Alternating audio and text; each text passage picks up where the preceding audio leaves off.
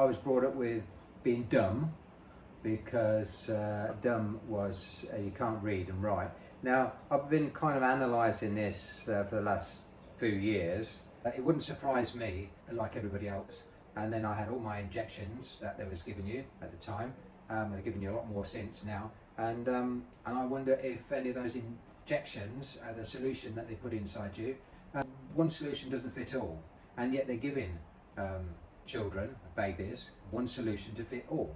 And I don't think it does. So that my ADHD, my dyslexia could quite possibly have come from having the wrong injection. Who knows? It could be hereditary. It could be that. But for whatever reason, I've got it. And this is another thing. If you've got something, doesn't matter what kind of impediment you've got, you can either use it as a crutch for the rest of your life, saying life's not fair because I can't concentrate because I've got ADHD, and I can go to do one thing and I end up 10 jobs later doing, realising that I haven't finished the first one.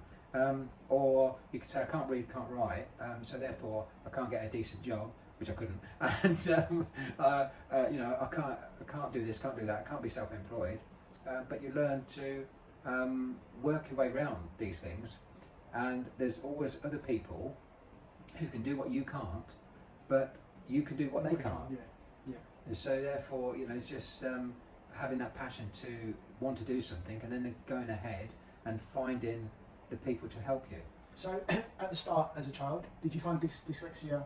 How did you find I haven't got dyslexia or ADHD, so I wouldn't know? Well, you look at a page, or you look at a board. The teacher has a board, and they write things. Joined up writing was just like impossible. It was just a load of scribble, and capital letters. Well, they just kept changing place. So every time you blinked your eyes, the letters would change around or fall off the page. In my website, there's a bit about it, and it shows you how they change, how the letters change places and fall off the page. And that was constant.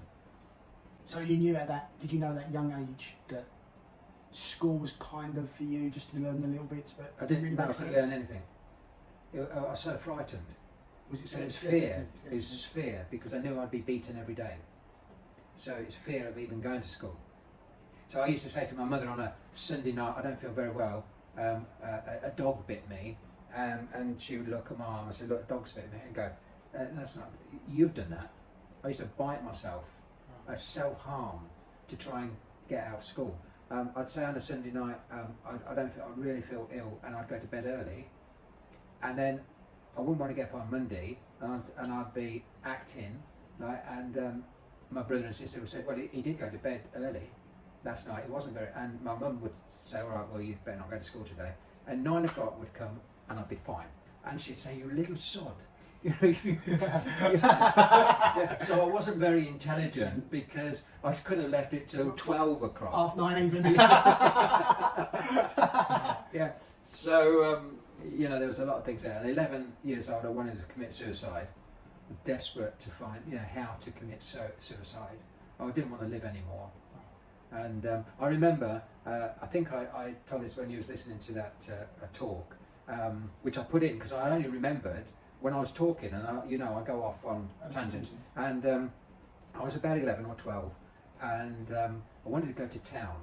Just started going to town, to the Wimpy bar where you could get a bowl of soup, and they're still alive. See people, the vibrancy, the market and the cattle market and things like that. I used to love it. But that day I was going to go on a bus, and I queued up, and in those, I think maybe now you hail a bus, you stop it. But this guy, he was standing next to me, and he went like that, and I thought he was going to hit me, and I dropped to the floor, curled up in the ball, expecting a kick in, expecting I was going to be thrashed. And then they all got on the bus, and I left. I daren't get on the bus. Yeah, I was getting myself up. I daren't get on the bus because of embarrassment. Wow. So that's how things were. So, did you find that did the teachers make it worse because they didn't understand? Well, because you were thick. They didn't understand. They just thought you were stupid. Yeah. And pay attention, you stupid boy. So not only did which was is a reverse psychology, because that's the best thing that could happen to me. I had 10 years of hell, But you know, it did start to get better. So it was difficult for you at school, it's difficult for you at home, Yeah. and that's why. Because if I complained at home, I'd get beaten with a cane because the teachers were always right as far as my parents were concerned. If the teacher hit you, well, you deserved it. You must have done something wrong. So your siblings, were they older or younger? Elder. Did they help you in any way, or were they? No, because they thought I'd stick. They just thought as well. Yeah. Did they? And obviously you talked about earlier. Was it hereditary? So I'm assuming they didn't have anything. Well, my brother is my brother. My sister is not my sister. She's adopted. Okay. She was. And neither were. No. Okay. No, they're fine.